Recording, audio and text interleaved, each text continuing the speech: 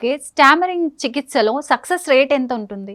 చాలా వరకు అంటే స్టామరింగు తొలినాళ్ళలో వచ్చిన అంటే తొలి దశలో వాళ్ళు అంటే చిన్నపిల్లల వయసులో ఎప్పుడైతే స్టామరింగ్ మొదలైందో వాళ్ళ యొక్క పేరెంట్స్ దాన్ని అశ్రద్ధ చేయకుండా దానికి ప్రత్యేకంగా దృష్టి పెట్టి డాక్టర్ని కలిస్తే, డాక్టర్ని సంప్రదిస్తే పిల్లల్లో 2 రకాలు. ఒకటి ఏంటంటే తొందరగా వాళ్ళు బాగే అవకాశాలు ఎంతైతే ఉంటుందో స్టామరింగ్ యొక్క చికిత్సని వాళ్ళు సీరియస్గా తీసుకోరు.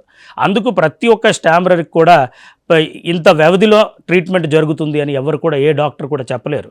రీజన్ ఏంటంటే వాళ్ళు దాని పట్ల ఎంత శ్రద్ధ చూపిస్తున్నారు, రెండోది డాక్టర్ చెప్పిన సూచనలు వాళ్ళు ఎంత శ్రద్ధగా పాటిస్తున్నారు అనే దాన్ని బట్టి ట్రీట్మెంట్ అనేది ఆధారపడి ఉంటుంది. రెండోది తొలి దశలో ఎప్పుడొచ్చినా ఒక కనీసం 6 నెలల నుంచి 7 ఏడాది లోపే తగ్గే అవకాశాలు మెండుగా ఉంటాయి. అదే ఎప్పుడైతే ద్వితీయ దశ అంటే సెకండరీస్ మొదలవుతాయి, వాళ్ళకి మాట్లాడడంలో ఇబ్బంది అనేది రోజు రోజుకి క్రమేణా పెరుగుతూ ఉంటుంది.